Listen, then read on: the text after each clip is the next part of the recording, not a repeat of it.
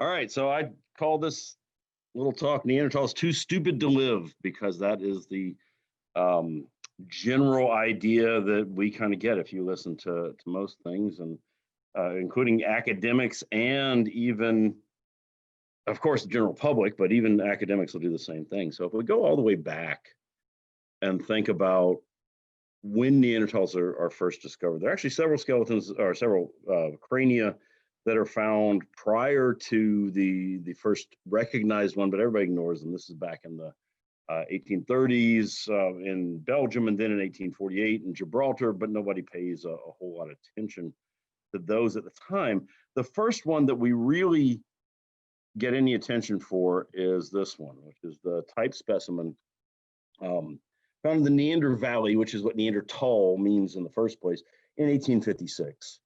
And from the get-go, the treatment that this skeleton gets is pretty poor. It's a time period when everybody is kind of looking at skulls and thinking you can take human skulls and you can read not only things about the physical person, but also about behavior. And this was a very low, long skull with big brow ridges. And so this was thought of as being, very low, not even human. In fact, Ernst Haeckel famously dubbed this specimen Homo stupidus. Fortunately for Neanderthals, at least a little bit, William King had prior to this suggested Homo neanderthalensis, and that stuck a little better than Homo stupidus. But the idea of Homo stupidus, the idea that this is a very primitive individual, not really even human, kind of stuck. And it was reinforced with this next skeleton in 1908. This is from a site called La Chapelle-aux-Saints in France. Ultimately ended up in the hands of Marcelin Boule, who was a rising paleoanthropologist in France, anatomist. And Boule took the old man, as he's called here, and made some interpretations that were, again, not exactly, not at all kind, not at all complementary to this individual. They were seen as being way too primitive. That the specimen had osteoarthritis, which Boule didn't really talk about, but it led him to partially to reconstruct him in a certain way. And this is also a time period when this was being spread much wider. So one of the things that Boule did was this got picked up by the newspapers. Lots of different newspapers picked this up, and it went kind of certainly Europe-wide at the time, and even a little farther. And he commissioned an artist, because we didn't have photographs really that commonly. He commissioned an artist to go ahead and draw this individual, and this was featured in a lot of newspapers, and this is what the guy looked like. And this is an image that had a powerful effect right here.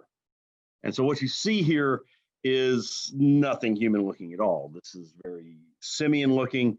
It's kind of leaning forward, hunched over, has a club, really just not anything resembling a human, more of an ape than a human. And you can contrast that at the time to an image that was drawn of a skeleton found in England, which turned out to be much younger than this individual.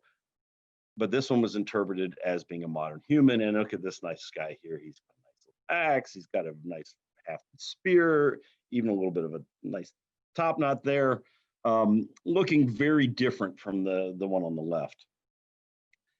And this image stuck. It stayed around. It has a lot of staying power. It's with us today.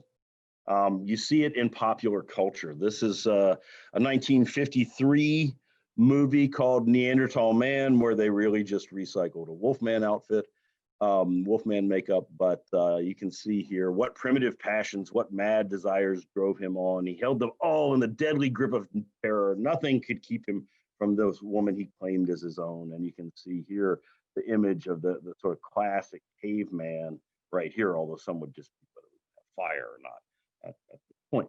But again, and if you want to watch this movie, good luck to you.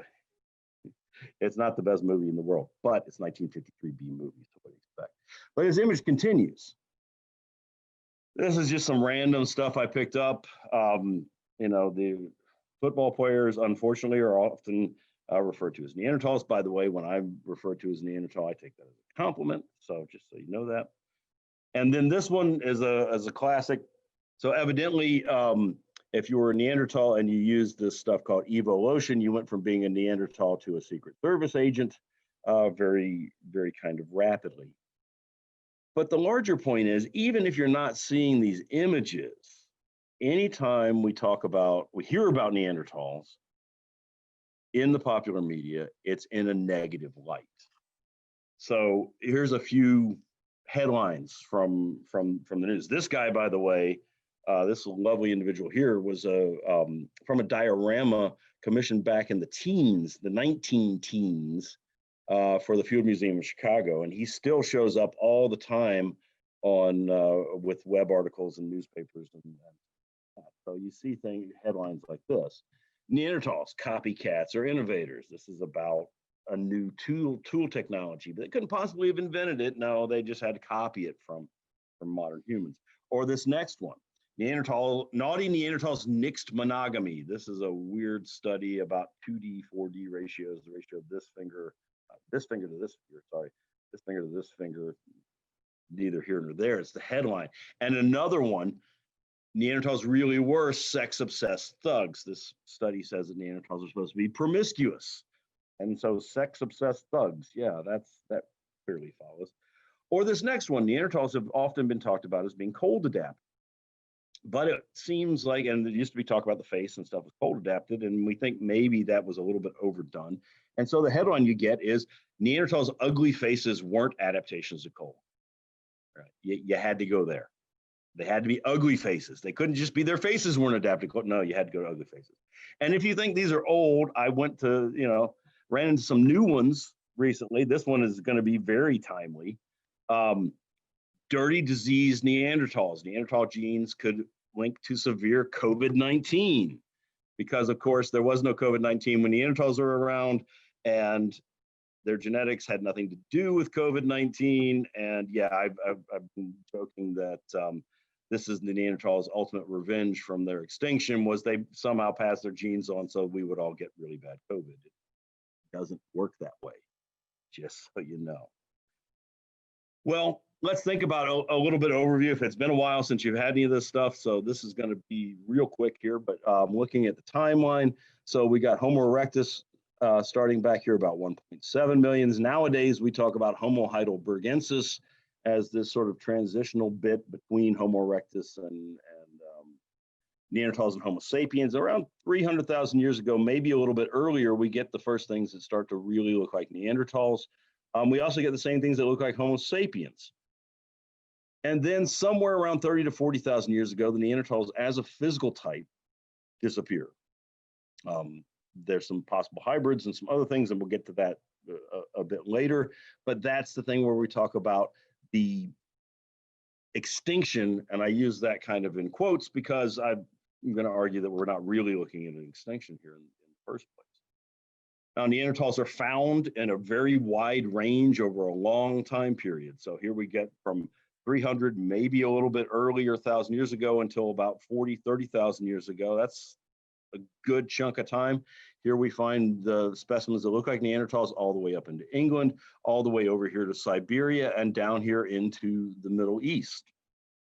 When we think about Neanderthals as a physical type, I could show you this, but I'm going to stop presenting for a moment because I'd rather do it this way. And I got to, oh, wait a minute. Okay, well, fine. You should be able to see here. They're making us use Zoom. The college is making us use Meet all the time. So bear with me. If it's small, we'll make it bigger. All right, back behind me over here, and I'll talk a little louder in case this mic doesn't pick up. I'm just looking at really tiny Anyway, over here. So here we have a modern human and a Neanderthal. And the modern human is really wimpy, if you want me to be honest with you. Really slight, thin bones, narrow hips, narrow shoulders. The Neanderthal is much bulkier, much stockier, shorter, broad shoulders, broad hips, really thick bones here.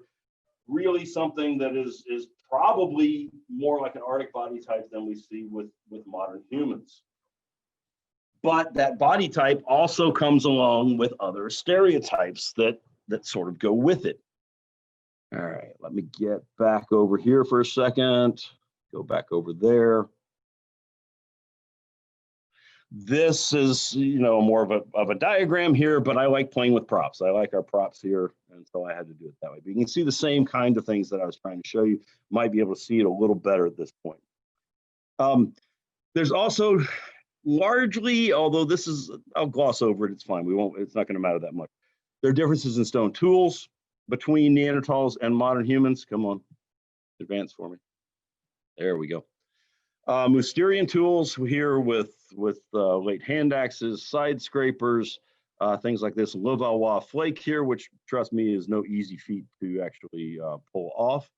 And you compare that to modern humans over here, and admittedly later modern humans coming in with the Upper Paleolithic and the Ordination, and you get more of these long, thin, blade-like tools, which are supposed to be so much better than these tools over here. I'll just say they're all cutting edges. They all work about the same. It doesn't matter too much what the shape is.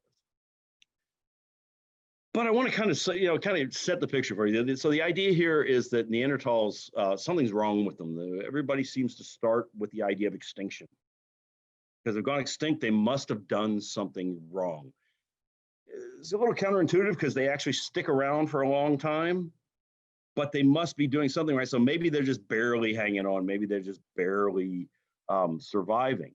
And so to kind of illustrate this to you, I want to go to a short little clip from a BBC movie about Neanderthals and woolly rhinos. I love this little diorama here that somebody made. So let me change what I'm sharing to here. All right, this should work. You should be now about to see a short clip, and this kind of sums up the view of Neanderthals for me. Mammoths near the Alsace region, the terrain changes dramatically. Flat plains give way to hills and valleys. It is here that lives another species of human, the Neanderthals.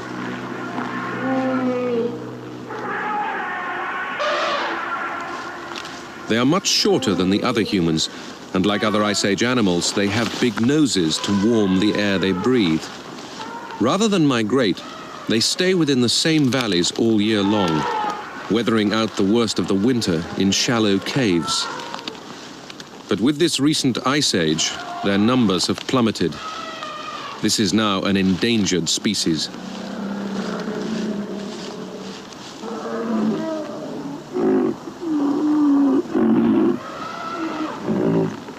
Another animal that doesn't travel south in winter is the woolly rhino. They are very short-sighted, and this huge male has not even noticed the Neanderthal just 50 meters away.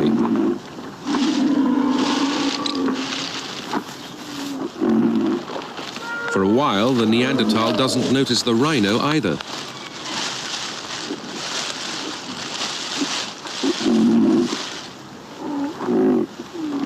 Woolly rhinos are easily startled and will charge at anything that surprises them. Even at this distance, he won't see the Neanderthal, but his sense of smell is better than his sight. The rhino has picked up the scent.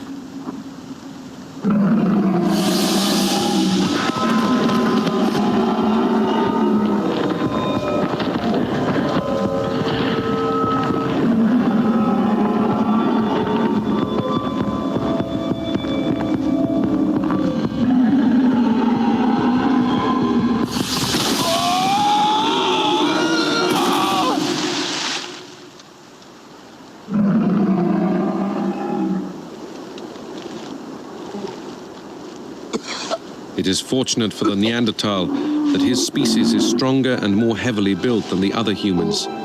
Thick bones and a barrel chest help him deal with a very tough lifestyle. I'm sorry, that's still, I don't know how many times I've seen that. That always cracks me up. It's only a flesh wound. I'm only got internal bleeding here. Excuse me while I just cough up a little bit of blood. No problem. I can just shake that off because I'm built like a Neanderthal. It's no problem. So that's the reason I stick around as long as I do, except that ultimately I'm dead anyway because I'm too stupid to notice things like a woolly rhino over my shoulder. So anyway, let me go back and kind of continue this little story. And to think about this, you know, one of the things that I talk about a lot is that Neanderthals really are kind of described as middle midgets for no real reason. There's nothing there except some assumptions at the first place. And a while back, a colleague of mine, John Speth from University of Michigan, wrote a really cool article. Come on. Called Newsflash, Negative Evidence Convicts Neanderthals of Gross Mental Incompetence. And I'm going to briefly kind of read the opening section of this article, which is a weird article and doesn't have citations and stuff like this. You'll get kind of the picture here because it sort of sums up, it really calls people out for what they're doing. By most recent accounts, Neanderthals would have had considerable difficulty chewing gum and walking at the same time.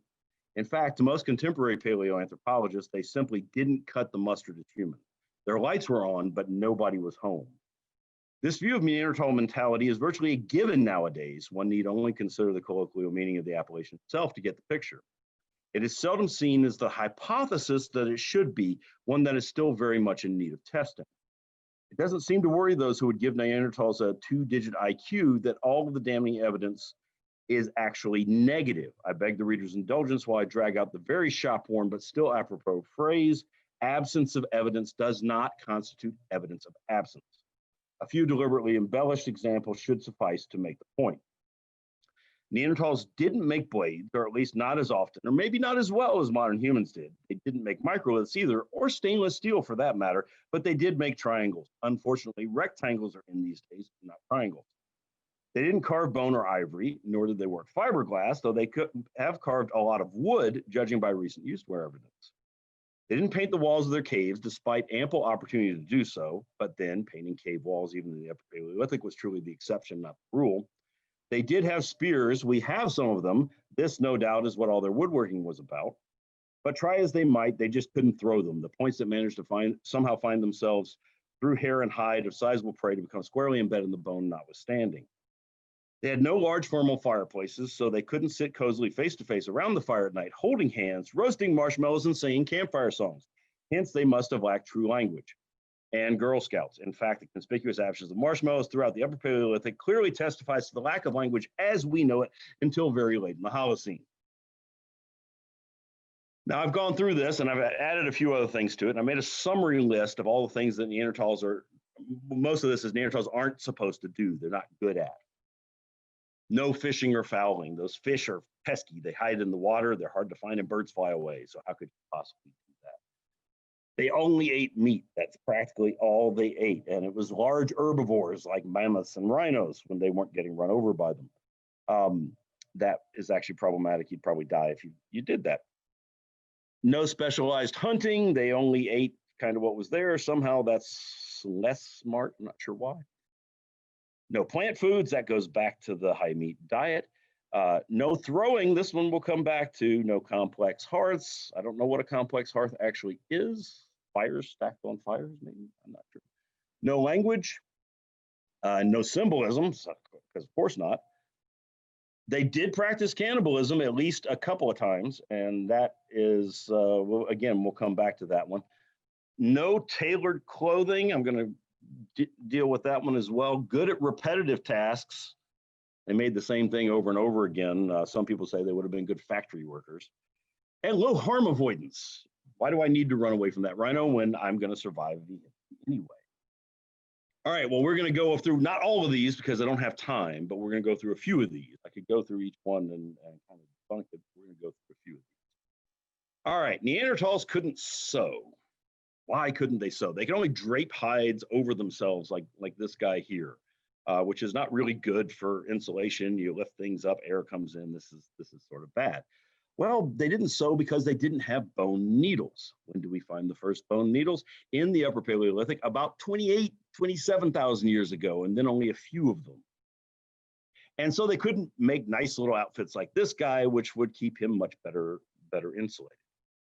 Okay, what's wrong with that picture? Well, some of the things wrong with that picture is they lived in areas that were extremely cold. Like this is Doggerland, southern England at 36,000 years ago, a treeless tundra. And we know Neanderthals are here.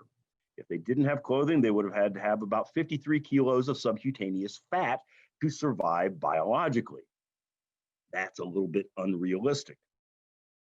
Beyond that, this is some of my own research. So this is looking at a stone tool from Germany, from the site of Hohlefels from Middle Paleolithic levels. And this has been hafted, it's been put on a handle, and it's a perçoir. So this is being used to pierce holes in, we've got skin and hair up here at the end. So pierce holes in hide.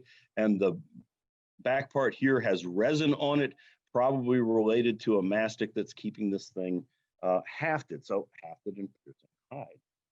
Beyond that, working with a summer science student a few years ago, we made some seams, at least, without bone needles. We used thorns and wood. And this is using a thorn needle here and poking a hole in some leather. And then we used a leather thong to kind of sew this together, and you get a seam. And if you got a seam, you can make clothing. Okay, fine. What else? Well,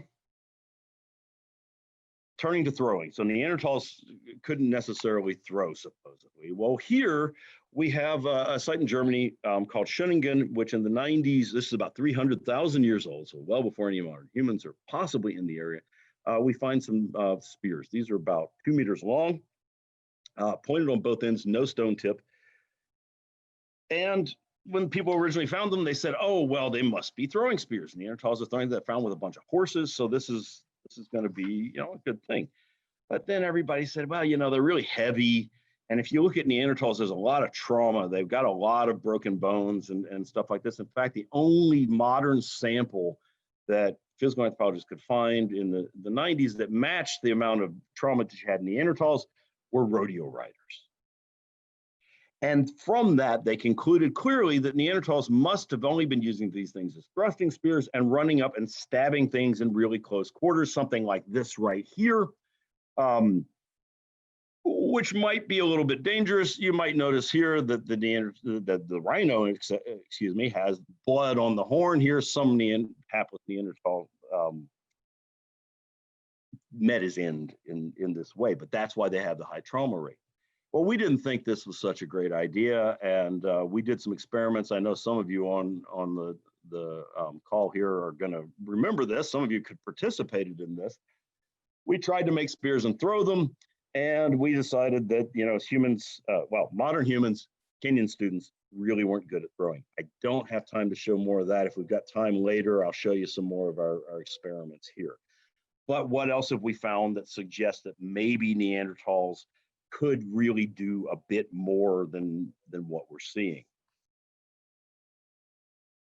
Well, this is some stuff, some work I did back in the, good grief, this is a long time ago. This is back in the 90s from a site called Stercelli in the Crimea. And a lot of the stuff that I do is looking at residues on stone tools. So if I take a stone tool and I chop something up with it, bits and pieces of what I'm chopping up can stick to the tool surface.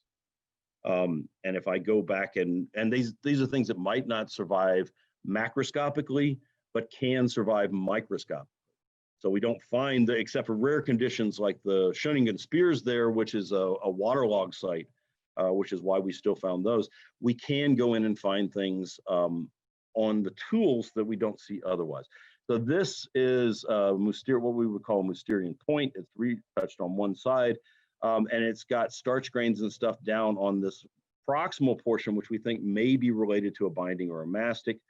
At the other end, we've got striations, indicative possibly of use as a cutting tool and possibly use as projectile. We can't really tell whether we got a projectile or thrusting here.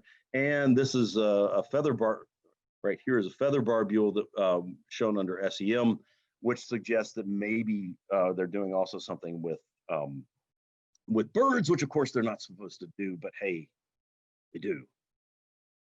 Also, this is a site I've been working on for a while now, for the last 10 years or so, Maras, Abri de Maras in France. which is yielding some really cool stuff. And one of the things we have here, this is a Levallois point, and it's got an impact fracture down here at the end. And that impact fracture has been interpreted, the type of impact fracture is actually interpreted as being from a spear thrower. So really using an atlatl or a spear thrower to throw these things really fast, much better technology. So not only projectile, but possibly complex projectile technology, which shouldn't be there. And modern humans have it in Africa, maybe around this time period, but Neanderthals aren't supposed to have this kind of thing. And we got more to add on to that from some recent stuff. So one of the other things that you're going to think about if you're going to be hafting something besides just a mastic is some kind of binding. And if you're thinking some kind of a binding, you can use sinew, which is great, derived from animal ligaments and stuff like that, but it doesn't, it's great when it's dry, but when it gets wet, it really loosens up. So the other thing you can do is use cordage, use twisted fibers. And so you'd be thinking of stuff like this. And this is from some stuff that, well, actually, this is not stuff. But anyway, we've got a lot of fibers that you can use to twist and make cordage, but we haven't had any evidence of this. Or we kind of did. A while back, I found some twisted fibers, individual twisted fibers from Moras, and I thought, yeah, you know what, I bet this is cordage, but we couldn't really say. And so we published some stuff that says maybe they've got cordage, maybe they can do something. And then more recently, and this we published last spring, right after the pandemic, this finally hit, this finally came out. This is again from Moras. This is from more recent levels, about 50,000 years old. And you can see this fragment right up here that you can see with the naked eye on the underside of the ventral surface of this flake, which was down in the excavation. This is about 3 meters below the modern deposit. And it turns out that what this fragment is a 3-ply cord. It's a piece of cordage like we're looking at here, but it's a 3-ply piece with 3 different pieces. They're twisted one direction to make a strand, and then twisted back around each other to make the cord. And this stuff is really significant. This is really cool. We don't know if it was used for a binding for hafted projectiles in this case, but we do know what it tells us about Neanderthals. Various things. For one thing, you can say this is an infinite use of finite means. And in that way, it's very similar to language. So if I use the language analogy, if you think about it, I can't have a sentence without words. And I can't have words without sounds that convey meaning. And a cord or cordage or rope is the same kind of thing. I can't have ropes without cords, and I can't have cords without strands. I can't kind of skip a step and get to the later bit. And so there's a scaffolding effect that's going on here. And this suggests that the cognitive capacity that is there is similar to language. And there's no reason why this couldn't also be the cognitive capacity that underlies language. It also implies numeracy. So to do this, I have to have ideas of pairs and sets of numbers, sets of elements to create structures. And this, we're seeing a cord, but this we could make a rope. And then from there, we can make baskets, and we can make nets, and we can make clothing. And really, I can look across the street here for anybody who hadn't been in Gambier in a while, and we wouldn't be building all the new stuff over there without twisted fibers. Now, in that case, it's twisted metal. Cables, but it's the same kind of thing. And it's all starting at least back here. And this isn't the earliest cordage that we're going to see. It's going to be older than this. Okay, what else? What else? Fishing and fowling again. And this is just kind of silly to think Neanderthals aren't going after fish and birds. But here's evidence from Payre, which is another site in southern France, a bit older. These are some fish scales that we find here on a flake, along with use-wear patterns at the other end that suggest that you're using it to scale fish. Another example here where we've got feather barbules on stone tools from Payre, and I've got evidence there from Moras as well, although I haven't necessarily, I don't have pictures of that right now. So we're getting all these things we're going through are falling apart. all these things that are objected to as not being there. The negative evidence isn't even negative evidence because this is some positive evidence for all these different things. But I do want to highlight one other one, and this is one of the ones that that Speth talks about in that article and says that in this case it's actually positive evidence, and that's evidence for cannibalism. Everybody makes a big deal about cannibalism. These are some bones from a site called Moulin-Gercy, also in southern France in the Rhone Valley, about 90,000 years old. And what we have here is percussion marks and cut marks on human bone. So the human bone is being treated very much the same way as the animal bones at the site. And this is interpreted as being evidence of cannibalism. And here I'm going to turn back to Speth, because then you think about, well, how is this being interpreted? Neanderthals surely took their well-deserved place on the lowest rung of the cultural and intellectual ladder when they indulged in eating their neighbors. We have bona fide cut marks on the bones of conspecifics, some genuine positive evidence at last. After all, what could be clearer testimony of their less than human status than eating each other? Yet among our very own kind, nothing could be more blatantly symbolic than the statement a victorious warrior makes when he partakes of the flesh of his vanquished enemy. If you have any doubts, look at the voluminous literature on this practice among the historic Iroquois and Huron. They even made their enemies eat parts of themselves before they died. Or when a bereaved relative ingests a sacred morsel of some revered loved one who has recently departed the world of the living. Some among us even do it piously every week in church as part of Holy Communion. Except for a few genuine anomalies like the Donner Party disaster, we just don't eat people for calories.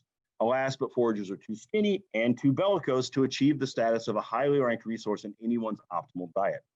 But of course, for our beastly beetle-browed Neanderthals, hapless conspecifics surely must have been counted among their highly ranked foods. Why else would they have eaten their neighbors? They couldn't possibly have attached any symbolic significance to such a barbaric act, could they? Not with brow ridges like that. So again, something that if we saw this in modern human samples, we would be, oh, symbolism, look how symbolic, they must be eating things, ritual, all this stuff. But with Neanderthals, nope, we're just nutritional cannibals. We just can't stop ourselves. In fact, you can go and you can read stuff that actually suggests Neanderthals go extinct because of cannibalism. They just ate each other and then there was nobody left. And that's just silly. That just really doesn't make any sense. Why would you be around for 300,000 years if all you did was eat each other? Oh, craziness. Okay, what else have we got? Well, we got to turn to some of the other stuff that's coming along, and that is DNA. So we've been able to get ancient DNA out of Neanderthals starting back in '97. The first draft genome was published in 2010. And when they published it, they were like, oh, and this was done by Svante Pabo and his group, and I'm sure they did not expect to find any evidence of interbreeding. And they're like, yeah, there's some interbreeding. And when we keep accumulating stuff, which has continued to accumulate over the last 10 years, we actually find that everybody's doing it with everybody in the late Pleistocene. We have Neanderthals mixing with modern humans mixing with the Neanderthals. You may have heard about the Denisovans out in Siberia, which is a group that is only known from their genetics and a few finger bones and a couple of teeth. And yet we know that they also are intermixing with Neanderthals and with modern humans. And we've even inferred from DNA sequences that we've gotten that there may be another group of hominins farther up in Asia that are slightly different, that are also interbreeding. And so basically the late Pleistocene is just a mixing pot of gene flow. And it really goes back to multi-regional evolution that was argued back in the 1980s. They're no different. If we're doing this much interbreeding, how different could they be? Were our ancestors that indiscriminate? They weren't picky at all. They're like, well, that one doesn't talk over there, but sure, why not? Let's have kids with them. It just doesn't really make any sense. And so for me, this comes back, all this stuff just mounts and mounts and mounts, and it comes back around to the fact that we're starting with a bias. We're starting with an image that looks like this guy over here. And it goes way on back, it goes back to the first Neanderthals that are discovered and the time period in which they're discovered. And if you ask me, and this is some really fascinating reconstructions or artistic renderings of Neanderthals by Tom Bjorklund, taking into account the anatomical features of Neanderthals, but just ending up at a different place, a different assumption. Why assume that you're going to have this expression? Why assume you're going to have this? Why not assume something, a little bit more human, really? And to me, that is where we go. And the other thing that I'm really struck with by all this is the fact that it does make a difference. We think about Neanderthals, and they're kind of the ultimate other because they can't talk back. They're dead. And we're really good as humans at setting ourselves apart, at holding ourselves above somebody else, some other group. You see it happening all the time right now. And Neanderthals are kind of the perfect foil because we can go like, oh, well, they went extinct. Look at their skulls, look at their physical characteristics. They must be this way. And it's really coming out of 19th century racism. And we haven't escaped it. And we're still doing it. And what we do with Neanderthals, what we do with our ancestors says things about how we treat other people. So for me, this is not just an academic exercise. And when I try to teach students about that, I try to teach them that this has importance for the way we treat people today, the way we think about the past, the way we treat our ancestors and talk about our ancestors. Not that they're necessarily exactly like us. 40,000 years ago, 90,000 years ago, our ancestors aren't like us. But I'm saying here, these are also our ancestors. And even if you're African now, there's a little bit of DNA probably coming out there. And I could go on for another, well, as some of you know, I teach an entire semester on Neanderthal. So this has been, a really quick kind of overview, highlighting some of the things that we've done. And I'll hold up there and we'll see what kind of questions come out. I've got other things I can show you. If anybody's really interested, I've got stuff from the ballista some video from the ballista that we can look at for those of you who know about that. Let me stop sharing. So I'm open to questions. I believe that Kim might pass them along to me if you put them in the chat. Is that correct, Kim? That's correct. Feel free to send them in the chat if you'd like to do it that way, or since we have a relatively reasonable sized group, if you want to unmute if anybody yourself wants to and ask ask me a question aloud. directly, I don't care. Hey, I can start us off. I want to know more about the 3-ply cord. What was that made of? Is that plant material? Yes, it is plant material. It is the best identification we have is the inner bark of some kind of conifer. We can't tell what kind of conifer, juniper, pine, something like that. So stripping off the bark from the interior, it probably had to be done at a certain season, probably in early spring, or excuse me, late spring, early summer is the best time to do it. And it probably had to be retted, which means soaked to kind of break down some of the connective tissue to then spin it into a cord. It's really cool stuff. I gotta say, I'm excited about it still. No, it's really cool to start to think about, because that's just like this little inlet into what the archaeological record that favors lithics so heavily, what else they're doing. So that's super cool. Yeah. We're really trying to. I am definitely pushing into as much of the perishable material as we can, and that's why I was saying that these residues, we can find things that way that don't survive otherwise. And we're missing so much of the archaeological record. We're missing probably 90 to 95% of what was being done because it's all made out of perishable materials. And so for me, yeah, right now, everything that I'm doing is pushing toward finding more perishables. We might have basketry. I didn't tell you that.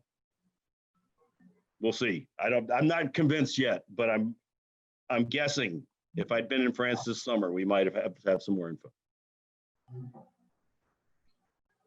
So I just did the 23andMe chromosome thing. Yep. And found out that I have more Neanderthal than 71% of the people who did 23andMe. So you're seeing this as an opportunity to have this lecture was so exciting to me. But I had read that they now think that Neanderthals did some of the cave painting, like the red cave paintings. Yes. Is that true? So there is from 2018, Hoffman et al. There are 3 different caves in Spain.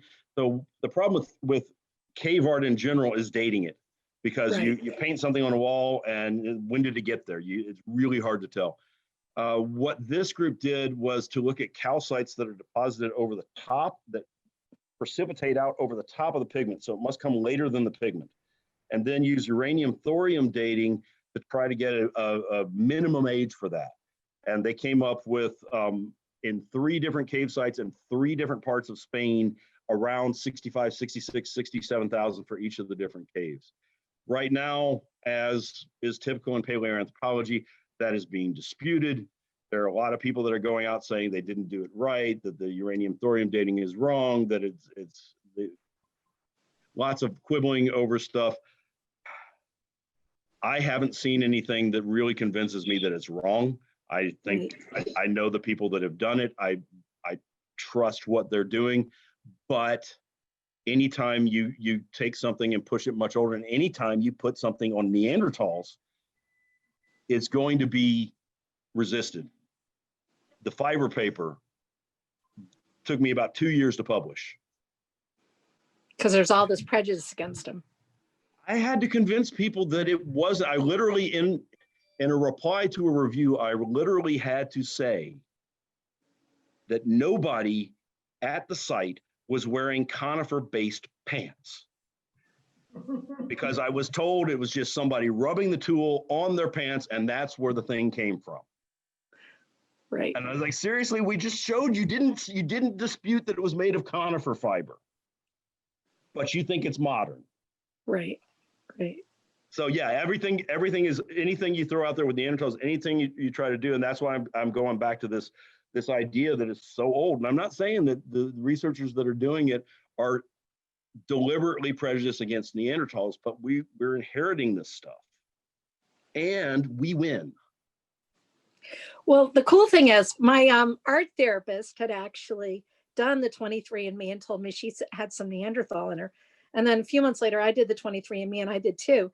And since they do cave paintings, I've decided that maybe, this is where my artistic ability comes from.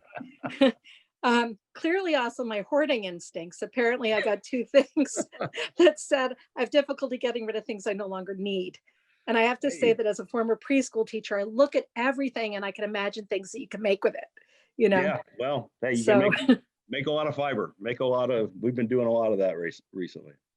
Since they were from colder climates, and they're always shown as being dark, could they have, is there any way of knowing what their complexion was like? Could they have been, are there hair or anything that ever showed up? The only thing, no, and I routinely tell students, and I see some of them on here who will probably remember me telling this to them at some point. I routinely encourage students to vacation in the Alps and to walk around looking for a Neanderthal thawing out of a glacier way on up high on out, because we don't have anything. Nobody's done it yet, but I'm still waiting on that. What we do have is some of the DNA work from a while back. They do have one variant of a gene that codes for red hair and light skin.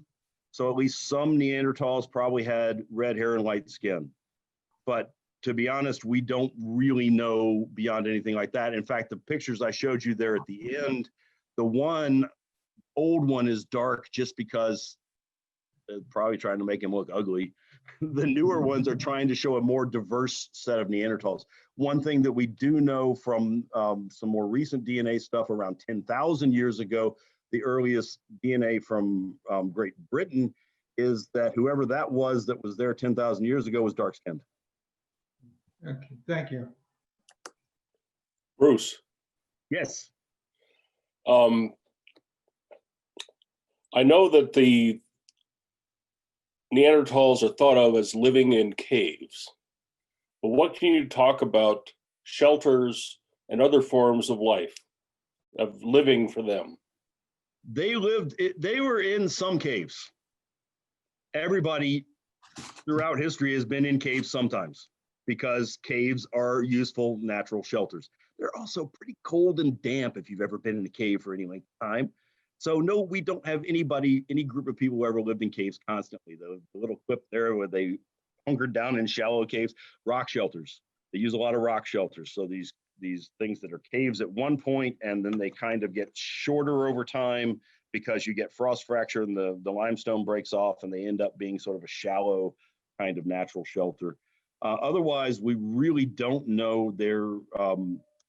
I can infer for the same reason that you might have had clothing, that you might have also had to have shelter, because if you're in those cold climates, you've got to have something that's protecting you from and wind chill would be huge.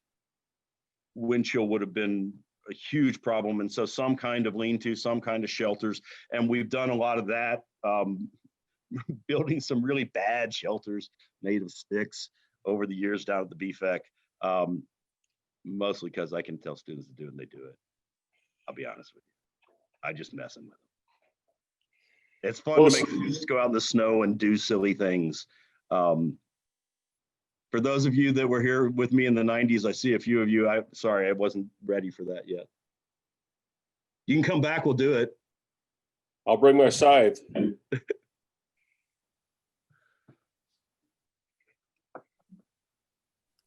Bruce, we had a question in the chat. Someone asked, what's your best guess on reasons for extinction, inbreeding, warfare with Homo sapiens, climate change, etc.? So what I would really say about extinction at this point is we're not really talking about extinction. We're talking about some sort of assimilation, some sort of interbreeding. And then it's emerging more and more that, we're seeing that from the DNA evidence that we've got 2 to 5%, 1 to 4% DNA, Neanderthal DNA in a lot of people today. It was probably a lot more significant earlier, but there's a lot of waves of other migration into Europe and West Asia. There's a lot of people moving around that kind of swamps things out. What I would say is we're not really talking about extinction. We're talking about some local extinctions because it's a very low density population. Most likely, from everything we can tell, there's not that many Neanderthals out there. And so when you're really small groups, having local extinctions, having groups, kind of not make it, there is possible higher level of interbreeding because of the small population size, but we're still getting interbreeding that is pretty widespread. So we even look at some of the Denisovan stuff out there in Siberia, and there's mitochondrial DNA that looks like the stuff in Spain at 400, that's at about 100,000 years ago. But that's pretty widespread. That's pretty far apart, Siberia and Spain, and that you've got populations that are moving enough that you've got genetic similarities between them. There's a lot of stuff going on. Climate change, I really don't think is gonna, fine, it could play a factor. That time period in late isotope stage 3, around 40 to 35,000, is pretty crazy in terms of climate, but Neanderthals have already lived through some pretty severe glaciations. So and these are still, when we talk about rapid climate oscillations, we're talking about on the period of 1,000 years. So it's not like I'm sitting here going, oh my, it just got really cold, I can't live. We're talking about over time, things start to get significantly colder. And a lot of times Neanderthal population will retreat further south. We lose things further north, because why would you want to sit there and live in the super far north if you can live in the Mediterranean? And some of the latest sites may be in the Mediterranean.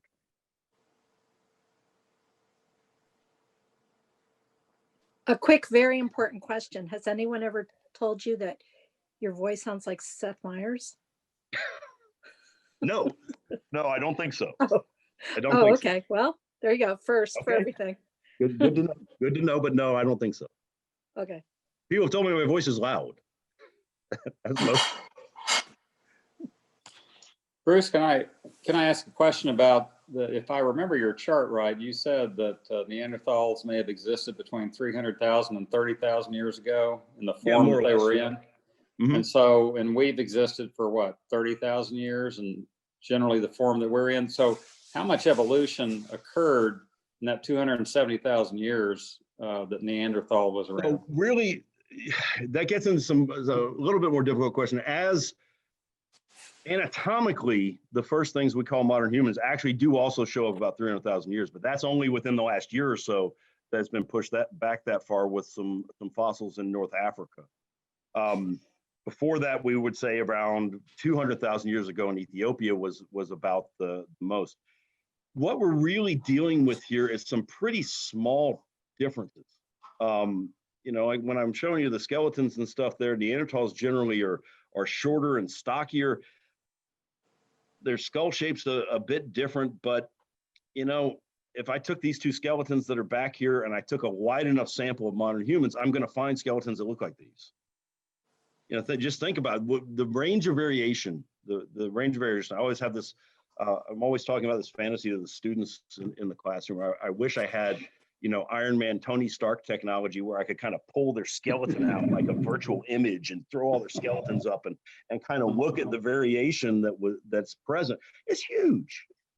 And so a lot of what we see when we talk about these variations are on averages, and then there's going to be overlap between them. We got some skeletons from around 26,000 years ago in Portugal that people have argued are literally a hybrid between a late Neanderthal and a modern human. But that's also just on the anatomical scale, because that's what we can see. The behavioral scale, other sorts of things that are going on. That's the stuff that I've been talking about more and trying to get at. How much anatomical evolution occurs in that time? Not a lot. Even if we go back further into sort of Homo heidelbergensis, there's some differences. It's not huge. Sometimes we make more of a big deal out of it than we probably should, but we're all analyzing the small number of skeletons that we have. And you think they had the capacity for language? I don't see why they wouldn't. I don't see how they couldn't, to be honest with you, because given that they're living in large groups, relatively large groups, 15 to 20 people, to not have any form of language, we can get into arguments about what we mean about language. But then for me, the kicker is when they're interbreeding with modern humans. And if we're assuming those modern humans who look more like us anatomically have everything there, all the anatomy's there, but we can see. We can't see. Also, didn't they get together like with another Neanderthal tribe? Like once a year, there'd be these annual things where everyone would come together, so there wasn't too much interbreeding. We don't have any. That is Conjecture. That is into the realm of speculation. We can't get down to that fine of a scale. We just can't do it. Anybody that's doing that is now speculating as to what might be happening. And I see. For me, so I thought they had to have communication in order to arrange those big group things, but I don't know that we don't know. We can't see archaeologically that they had the big group thing. We can infer from behaviors that we see with modern groups, from the fact that we've got probably small band size groups, 15 to 20 to 50, that they're going to likely have to get together at some point. But we can't say that actually occurred because we can't see that at the level of the resolution that we have at these sites. And as far as the skeletons, as far as numbers, like what kind of sample size are we looking at overall? Overall, we have about 400 different individuals represented for Neanderthal, which is a lot for a fossil hominin, but that is also over the span of 250,000 years or so, and over a pretty wide geographic area. And so I have real problems, and I didn't get into this, but when I talked about the rodeo rider stuff, when they talk about levels of trauma from these individuals that we have, that's a sample size that is not terribly discrete. And to talk about percentage frequency of trauma over a really long time period in a really broad geographic region, also those people that are getting injured more are dying more, and maybe getting buried more. That's the thing, is we can't really tell. But yeah, we have a big sample, relatively speaking, but it's still a small sample. Yeah. But for paleoanthropologists, it's like, woohoo, we got tons of stuff. We don't have just one, like Australopithecus sediba, we got two, woohoo. And more than finger bones. Yeah, or maybe some actual finger bones sometimes, which is unique. Sometimes we don't find fingers very much. We got Neanderthal hands and fingers. That guy behind me, the skeleton there, that is actually a composite of 6 different individuals. Most of it comes from a couple, but we don't even have one entire complete skeleton where every bone is represented. So that just tells you kind of what we're dealing with. We, again, relatively speaking, we can do a lot and put a whole bunch together, but it's still starting with a pretty fragmentary record in the first place. Is there any evidence that Neanderthals had any sort of association with dogs, like we see modern humans having about 35,000 years ago? Well, no, there's not. And I would say that the stuff that we're starting to, that has been coming out in the past few years about modern humans being associated with dogs and possibly dog domestication around 30,000, I wouldn't be surprised. I remember about 15 years ago when Pat Shipman wrote something about dogs. And I said, you know what, pretty soon it's going to be modern humans had dogs and Neanderthals didn't, and that's the extinction. And sure enough, that's where it ultimately went. I would say that the stuff for dog domestication is pretty sketchy at that point. It wouldn't surprise me if that's the case. Right now, I don't know. Certainly if you get dogs, that's going to be a big game changer in terms of hunting and other things, although they're also then competition, because speaking from my own fox terrier experience, give me that food. No, I want it. They're going to eat our own food. So. Bruce, Neanderthals had the control of fire, didn't they? Could they make? I would certainly say yes. And I think, again, for a couple of reasons. I think one, because you couldn't live in some of the areas they do without it, and you couldn't cook without it. And I think we've got to have cooking happening by this point in time. I will say that I have colleagues who have still argued that Neanderthals maybe could use fire, but they couldn't necessarily, they could capture fire, they couldn't necessarily make fire de novo. I don't agree with that. We've done a lot of messing around with fire and doing stuff with fire in experiments in the past few years. And we've got the site Maras that I look at. One of the things, which is a really weird thing that we've been finding there, is they seem to be using a lot of wood that has been struck by lightning. So there's these weird polymers that form in wood and in the combustion stuff that we're finding, and then it makes them really flammable, which is nothing that I actually knew about even before my colleagues started working on this stuff.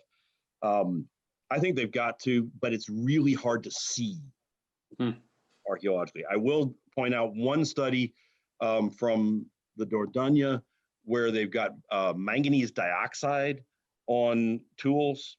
And one of the things that manganese dioxide can do is to lower combustion temperature. And if you're trying to make fire and you can lower that combustion temperature, so combustion temperature is going to be about 300 degrees Celsius or so you got to reach to combust. If you can lower that, then in particular if you're using stone on stone, it's really hard to get a spark hot enough to actually do that. And if they're right about this, that this is why they have it, it's not just a pigment that they're using. Because why do you need a black pigment when you got charcoal around? Why do you need manganese dioxide to paint your face black? Because you got charcoal everywhere. But the manganese dioxide may function that way, which would be another argument that they definitely knew what they were doing. They're also making birch bark tar, which can only be done with fire and actually some pretty cool anoxic conditions to actually produce So I would say, yeah, you got to have fire, but can I tell you can I point you to a bit of evidence that shows that they absolutely do? No, I can't. Well, you've changed my thought process on Neanderthal. I'll quit calling my neighbors here Neanderthals. You're I'm complimenting them, them. in my opinion, if you're doing that. If you mean to insult them, you might want to choose something else. What do you infer from the skeletal development? So the skeleton is, skeletons are partially they're reflections of what we do in our lifetime. So the bones are plastic; they respond to use. And so to some extent, the extreme sort of robusticity, the heavy muscle markings on bones and stuff like that is going to represent high activity. They're doing a lot of physical activity. Beyond that, there probably is a component to it that is related possibly to climate, to adaptation to cold climate. This type of body type decreases the surface area to volume ratio and makes it easier for you to retain heat. When you're long and linear and thin, you lose heat really rapidly to the environment. And if you're that kind of body type and you're in the cold all the time, that's a problem. But Neanderthals also aren't always sitting on the edge of a glacier. Some of it's evolutionary, some of it's inherited. So Homo erectus has heavy skeleton, heavy bones, even though it's tropical and it's more linear, but the bones themselves are pretty robust. Same with some of the earlier things we're finding in Europe now. And so some of it, they're inheriting that from previous ones, and some of it may be adaptation. And beyond that, it's going to get into some details like the long linear skull may have to do with mastication and balancing out this occipital bun and a few other things like that. But they're stocky and heavy. But that's also true of some modern humans. Bruce, we have a couple questions in the chat that I want to make sure you get a chance to answer. One person asked, what evidence is there regarding any geographic migration? And specifically, is there any evidence that waterways were used? There are a lot of sites along rivers.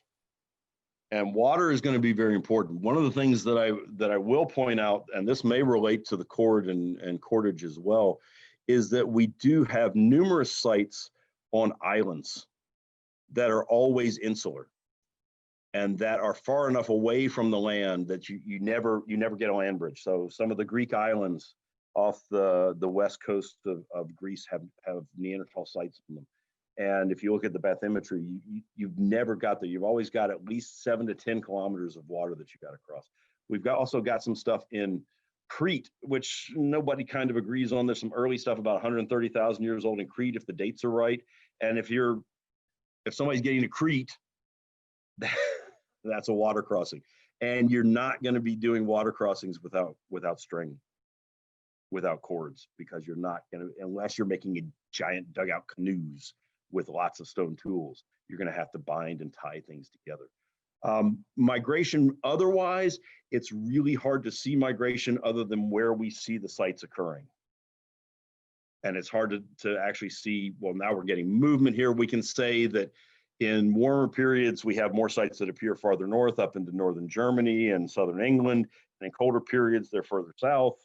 That's partially because the glaciers are sort of moving back and forth. I'm fine with thinking you've got watercraft going on this early. After all, we know we've got occupation of Australia by 60,000, and you've got the Straits of Wallis and some of the other places over there in Indonesia and that area that you've got to cross at least 20 miles, if I'm remembering right. We'll call it 20 miles. For some reason, that seems a little off, but close enough. Long enough you need a boat. You're not swimming across these areas. And the places, these islands in Greece, you got stone tools and stuff out there that you got to get there somehow, and have not yet tried to get students to swim across the Caucasian while carrying rocks. But it's not going to go well, except that the coasting is very shallow. So maybe I do keep saying we're going to build a boat. We haven't done that yet. I was going to do it last spring. I was going to do it last spring before they had to go home because I taught Neanderthals last spring and we were going to make a boat. We'll see. And we have one last question here in the chat. Are there any new technologies emerging that would help with new discoveries or to prove any specific theories? So we're doing a lot of, there's a couple things that have really come along in the last 10 years. Looking at dental calculus. So all that stuff the dentist scrapes off your teeth can further calcify and actually become really mineralized and stay there, and it traps all kinds of crazy stuff in it related to diet or anything that's kind of being breathed in. And we're doing more work. There's not a lot of dental calculus with Neanderthals, but there's some cool stuff coming out there where I'm not sure that I'm 100% with it yet, suggesting some ingestion of medicinal herbs and some things like that. We're applying more things. It's kind of like applying more to what we have. So with the string paper, in addition to doing the microscopy, because I'm kind of going pretty old school here, well, old school with digital microscopes, which are not old school, but I'm doing microscopy, a lot of optical microscopy. Then we're using SEM.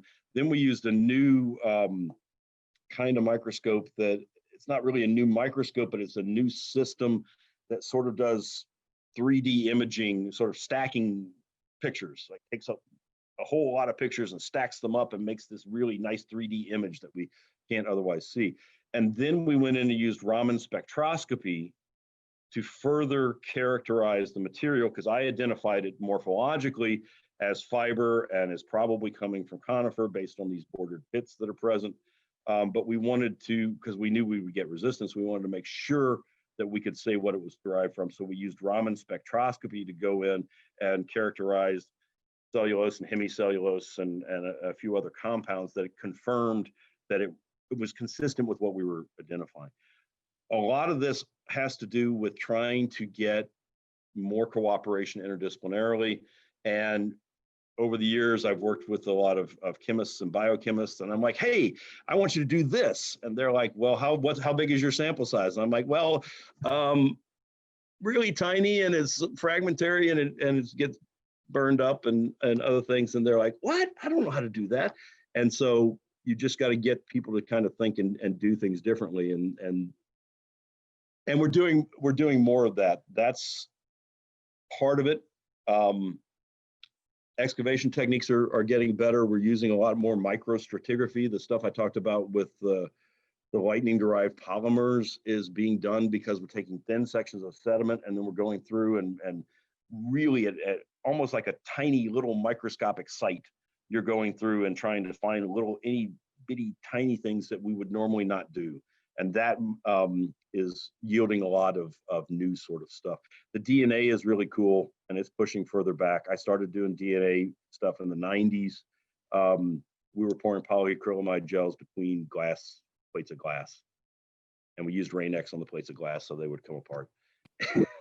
And that is so arcane at this point as to be kind of laughable. And that was only like 1995 when I was doing that. And so that technology is advancing rapidly.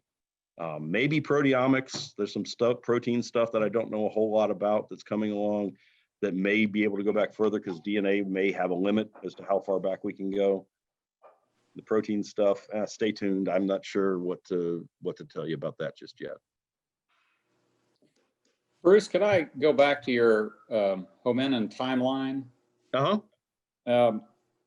So was it, you show basically three different, I guess, species of Homo in between 300,000 and 30,000 years ago. Yeah. Right. So did they exist in the same geographic area? And if so, was there like a melting pot where they were interbreeding, or was it they were centered in different parts of the world and just on the fringes did they happen to coexist? So that is, So back here, so you should be able to see now the timeline you're talking about. Back here, Homo erectus is the first hominin to be found outside of Africa. And by that time, 1.7 million years, we have stuff that may be Homo erectus in the Republic of Georgia. We have stuff in Indonesia, a little bit later in China. So Homo erectus is pretty widespread. This Homo heidelbergensis here, you could just call it kind of a late erectus. I don't know if you want to call it a separate species or not. That's paleontologists can argue about that. Is also pretty widespread, certainly in Africa, certainly in Europe, although the European record is pretty sparse. And then we get some differentiation when we get up here. So this anatomically modern human that we first have is confined to Africa, at least to start with. From 300,000 to about 100,000, you only get anatomically modern Homo sapiens in Africa. We get Neanderthals in Europe and Asia, and there's overlap in West Asia, in Israel, Jordan, that whole kind of Middle Eastern area. There's overlap between modern humans and Neanderthals, and we know at this point that that's probably one of the areas where there was interbreeding. To be making, at that point in time, pretty much the same stone tools. Don't seem to be very different. Then from there, from that time period, from about 100,000 at least forward, for me, it's a melting pot. It's gene flow back and forth. Maybe probably even a bit earlier than that, you got a lot of gene flow going on. What I like to compare it to, I don't have an image up here that I can show you right now, is we think about these individual branches, you know, these like pieces, one little goes off here and then another one branches off. Way I describe it more to students these days is like a braided stream. So if you think about a stream that has a whole bunch of little places that meander back and forth, and sometimes they branch off this way, but then they come back over and they cross and they go back over like this. To me, that's what the later part of human evolution is really doing, is that we've got these regional populations. Sometimes they're isolated enough that you get some differentiation going on, but at the same time, they're not different enough to really be separate. They're regional versions, regional variations, but when they get together, you still have interbreeding and further change that occurs. Thank you. Yep.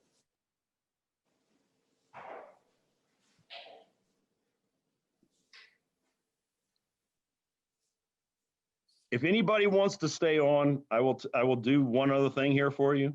And this is because of some of the people that I know are in this call here.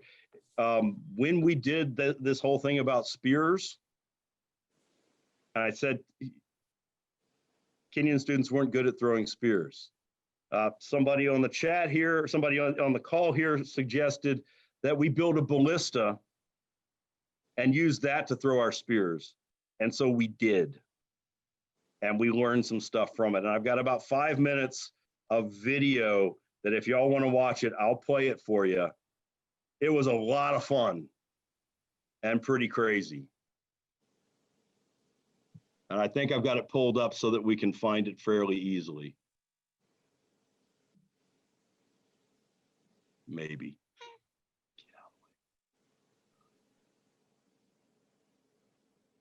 All right.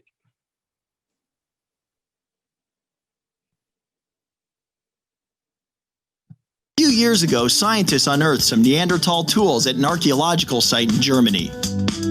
They're about 2 meters long, they're pretty thick, they're pretty heavy, found with a bunch of horse skeletons. When you use a projectile, when you're getting farther away from something, you're thinking ahead. You're thinking, oh, I don't want to get in near that dangerous animal. I'm going to stand back here and I'm going to throw at it. And so this does kind of ask the question, were Neanderthals smarter than we might have thought? As in, you know, could they have made these spears? Correct. And create and thrown them in a pretty smart way? We know they made the spears. And now we're just here to try to see if we can show that they're effective long-distance projectile weapons. To do that, Bruce takes me to a shooting range. Okay, what is this?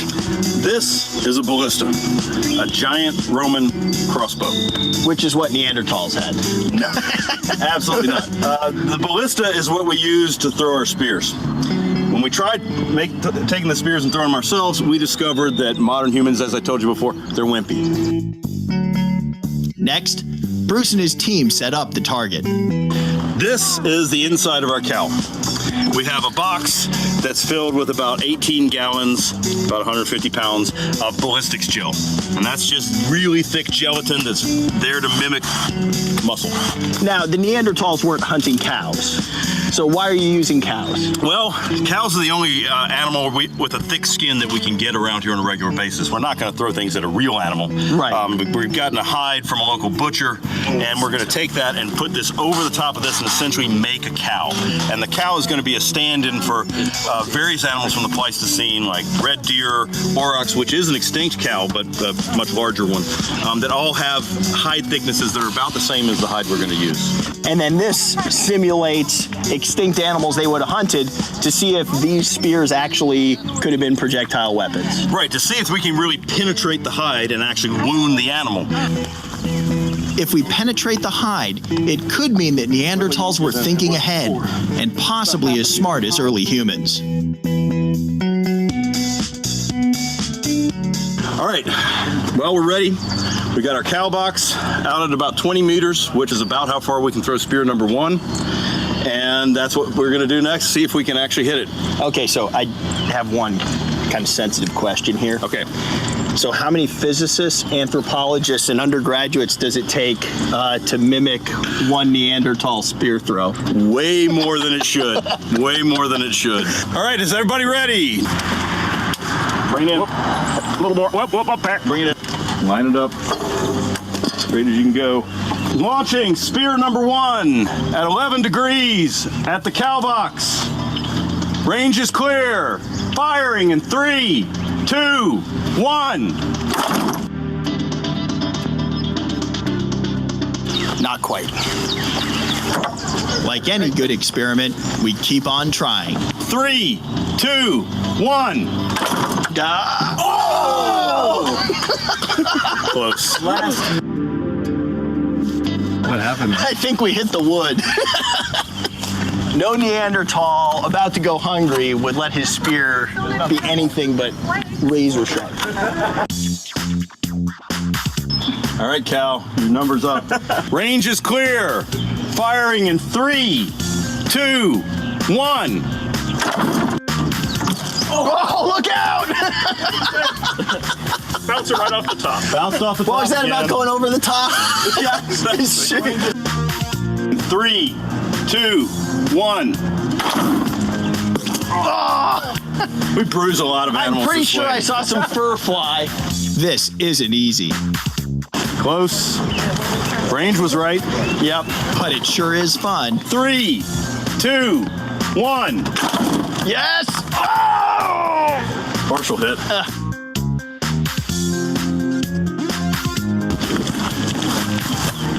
There's a hit just off the gel, Doug. Hey, actually, Doug, we have a little bit of a tear. We're getting on target. We're close, and we just actually nicked the skin this time. We actually broke through the skin, but we're just off the ballistics gel, so it wasn't taut. So a little more aim and cross your fingers, and we'll see what happens. 3, 2, 1. Oh! It's close. Looks like our aim is a little bit off. Maybe this will help with the target.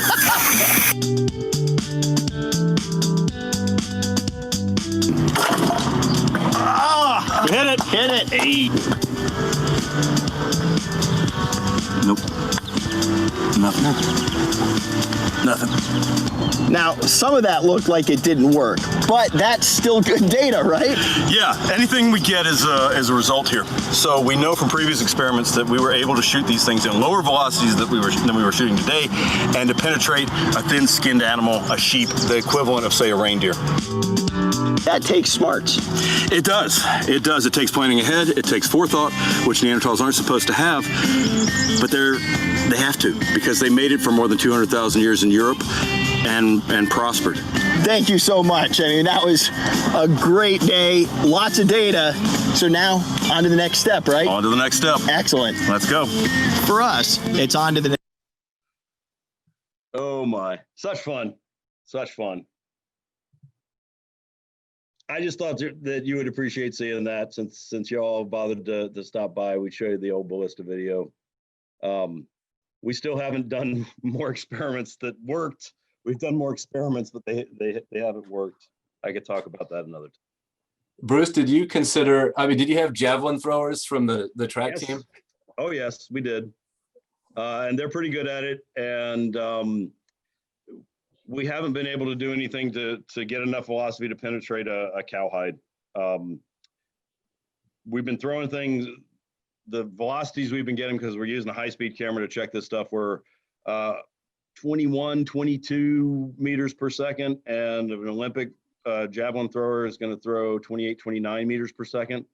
I'd like to get in about a 25 meters per second, and we didn't get anybody that that could throw that hard, at least not at that time. It's been a while since we've messed with it because it's a lot of work. But yes, and Kenyon doesn't have that many javelin throwers either. Nope. I threw javelin when I was there.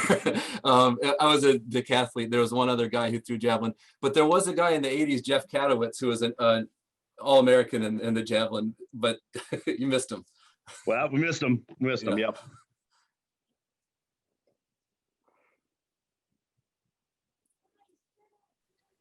Well, thank you everyone for coming out and joining us this evening, and a huge thank you to Bruce for sharing this wealth of knowledge with us. We really appreciate it. And for those of you who'd like to revisit this or share it with friends, we have recorded it and we'll be sending out an email with the link and posting it on our website as well. So if you know of anyone who registered and wasn't able to join, they'll be able to catch up, and feel free to share with your friends. And again, thank you so much, Bruce. Hey, you asked me to talk about Neanderthals. It's a real tough thing for me to do. Thank you. I teach it all the time. So happy to do it. Good to see everybody. Nice to see some names that I recognize from many years ago, and even some from more recently. Very cool. I hope y'all are all staying safe. We're trying to hold the fort down for a few more days here in Gambier.